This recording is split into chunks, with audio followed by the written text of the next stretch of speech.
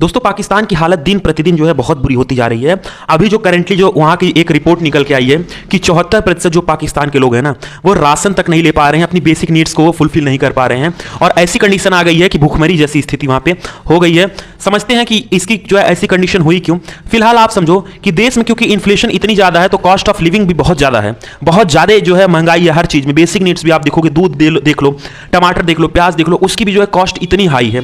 और इसका main reason है ना कि इनकी जो कर्जे है ना वो इकट्ठा होती गई। ये अपने कर्जे पर कभी जो है उसके रिजॉल्व करने की कोशिश ये किए ही नहीं, कर्जे पे कर्जा लेते गए और आज ऐसी कंडीशन आ गई है कि पाकिस्तान की जो हाउस होल्ड है वो भी क्राइसिस में आ चुकी है। गवर्नमेंट तो क्राइसिस में है ही।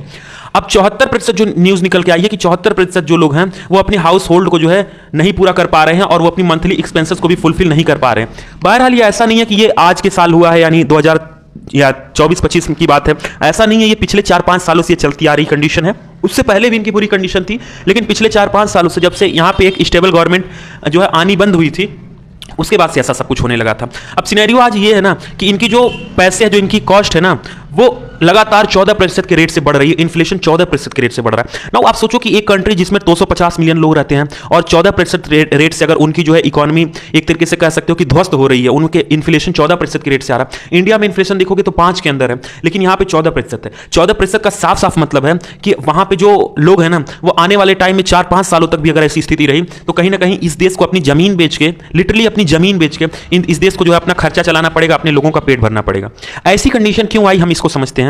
तो देखो इन्फ्लेशन तो है ही, इसके साथ साथ जो इन पे डेप्थ होता गया वो भी है, लेकिन इनमें मेनली जो इनका एक और रीजन था ना कि ये उस जगह पे फोकस किए जहां पे इनको फोकस कम करना चाहिए था। लाइक ये डिफेंस बजट पे ज्यादा फोकस किया। अभी भी इनकी इतनी बुरी कंडीशन है, लेकिन इनकी बजट का डिफेंस बजट में देखोगे बहुत एम्पल अमाउंट में आज भी खर्चा करते हैं, जिसकी अभी शायद नीड नहीं है। अभी इनको स्ट्रगल करके थोड़ा सा ऊपर उठने की जरूरत है।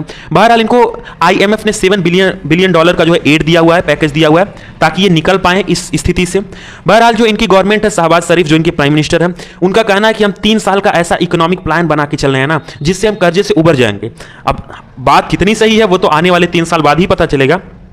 फिलहाल जो फेडरल बजट है इनका वो बताया जा रहा है कि 2027 तक 39.4% से बढ़ के 48.7% हो जाएगा। अब देखते हैं कि इनमें इनके ऊपर कितना कर्जा है और जो इनको जो है IMF ने दिया है उतना जो है पैसा दिया है उसकी क्या जो है इन पाकिस्तानी करेंसी में जो है क्या उसका वैल्यू है। तो देखो पाकिस्तानी करेंसी में उसकी वैल्यू करीब 200 पाकिस्तानी जो है बिलियन रुपीस के बराबर है और इन पे जो कर्जा है वो करीब 69,731 बिलियन पाकिस्तानी रुपीस का है, यानी 80,000 बिलियन आप मान सकते हो और 200 बिलियन को मिला है। तो आप सोचो ना कितना बड़ा अमाउंट में इनके पास जो है कर्जा जो है वो आके जो है इकट्ठा हो चुका है। कहने की बात यह है ना कि जो आने वाला साल है और जो आने वाले 11 महीने हैं, यानी जो जब से ये रिपोर्ट आई है ना, ये रिपोर्ट करीब मई में आई हुई है और मई से बोला जा रहा है कि आने वाले 11 महीनों के अंदर ये जो सरकार है ये इतना कर्जा अभी और लेगी जितना वो पिछले 2 सालों में नहीं ली थी। जब पिछले 2 सालों में उसने कर्जा लिया था तब की हालत आज जो रिफ्लेक्ट हो रही है, 14% की रेट से महंगाई बढ़ रही है, बाकी जो कॉस्ट ऑफ लिविंग जो लोगों का है वो कैसा है, डेप्थ क्या है, सारी चीजें समझ में आपको आ रही है। वो तब का है जब 2 सालों का मिला करें। अभी ये 11 महीने में जो ये फाइनेंशियल ईयर चल रहा है इसमें ये बोला जा रहा है रिपोर्ट में कि इतना ये कर्जा लेने वाले हैं कि वो उससे भी ज्यादा होगा। आप खुद इमेजिन करो कि वहां की कंडीशन क्या होगी। फिलहाल पल्स कंसल्टेंट करके एक संस्था है जिसने सर्वे कंडक्ट कराया और वो जो सर्वे हुआ ना वो करीब 1110 लोगों के बीच हुआ और ये 11 मेजर सिटीज में हुआ वहां की। और उसमें क्या न्यूज निकल के आई, ये बेसिकली जो सर्वे हुआ है जुलाई और अगस्त में हुआ। उससे उस सर्वे से ये समझ में आया कि यहाँ के लोग जो है ना वो फाइनेंशियल स्ट्रगल से तो गुजर ही रहे हैं और किस किस चीज में फाइनेंशियल स्ट्रगल से गुजर रहे हैं आप ये समझो।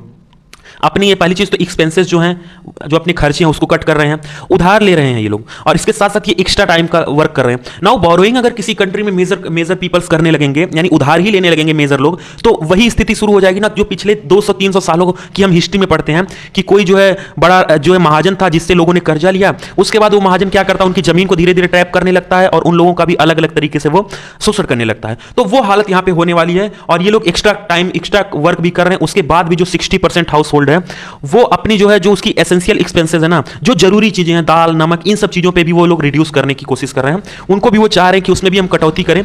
ये सब उन चीजों में है जो जिसमें ग्रोसरी की मैं बात कर रहा हूं, कपड़े की बात या फिर और बाहरी चीजों की बात ही मैं नहीं कर रहा हूं। मैं 60% उन लोगों की बात कर रहा हूं जो ग्रोसरी में कट कर रहे हैं, लिटरली खाने पीने की चीजों में वो लोग कट कर रहे हैं। और 40% लोग वो है ना जो अभी भी जो रिस्टोर्ड बोरोइंग मनी फ्रॉम एक्विस्टेंसेस, यानी कहने का मतलब है कि ये वो लोग है ना जो अभी जो नीडी पीपल्स हैं उनकी जो उन्होंने बोरो कर लिया मनी उसको जो है ये अभी तक रिस्टोर नहीं कर पाए, वो चीज दे नहीं पाए हैं। 40% लोग ऐसे हैं, इतनी बुरी कंडीशन है। 10% इस सर्वे में निकल के आया कि वो ऐसे लोग हैं जो पार्ट टाइम काम करते हैं क्योंकि वो चाहते हैं कि उनकी जो इनकम है वो थोड़ी सी सप्लीमेंट हो जाए, उसमें थोड़ा ऐड ऑन चीजें हो जाए। लेकिन इन सब के बाद अभी भी कंट्री में 26% वो लोग हैं ना जो सारी चीजों को इजीली कवर कर सकते हैं, जो लोग अच्छे से रह रहे हैं, और 56% ऐसे लोग हैं जो आज भी एकदम सेविंग के नाम पे उनके पास जीरो है। नाउ ये 26% लोगों में कौन कौन लोग हैं? बेसिकली इसमें वो लोग हैं जो इनके आर्मी पर्सनल हैं, और इसके साथ साथ वो लोग हैं जो कुछ बिजनेसमैन हैं, और वो लोग हैं जो महाजन हैं। यानी यही 3 लोग पाकिस्तान में आज भी जो है सेफली जी रहे हैं। बाकी पूरी जनता, पूरी इकोनॉमी इनकी ध्वस्त हो चुकी है। और ये एक ऐसी ग्रिम इमेज है ना जिससे पूरी दुनिया सीख लेगी कि आखिर पाकिस्तान में ऐसी कंडीशन आई, उसके पीछे क्या रीजन था। फिलहाल आप ये इमेज देखो। अब मैप वर्क पे हम आते हैं। ये इमेज है लेक बैताल का। आपको जो है मैं बताता हूं कि ये अगर मैप में देखोगे तो लेक बैताल कहां सिचुएटेड है। जैसा कि आप जानते हो कि मैप की सीरीज भी हम साथ साथ में चलाते रह रहे हैं, एक मैप रोज हम करेंगे। देखो ये इंडिया है, ये जो आपको दिख रहा है प्यारा भारत, इसके ऊपर चाइना है, ये मंगोलिया है, राइट। और मंगोलिया से ऊपर ये जो पूरा एरिया है ये रसिया का एरिया है। और रसिया में आप देखो मंगोलिया से सटे हुए बॉर्डर पे ये है हमारा लेक बैताल। यानी आप अगर इंडिया के रेफरेंस में समझना चाहो कि इंडिया के किस स्टेट के अगर आप मैप में लोकेट करना चाहोगे तो आप सोचो कि अरुणाचल प्रदेश से सीधे ऊपर जाना है और उससे थोड़ा सा इधर आके आप लोकेट कर दो ऐसे, तो समझो कि वो लेक बैताल की इमेज है। यहां पे ये जूम करके इमेज दिखाया गया है।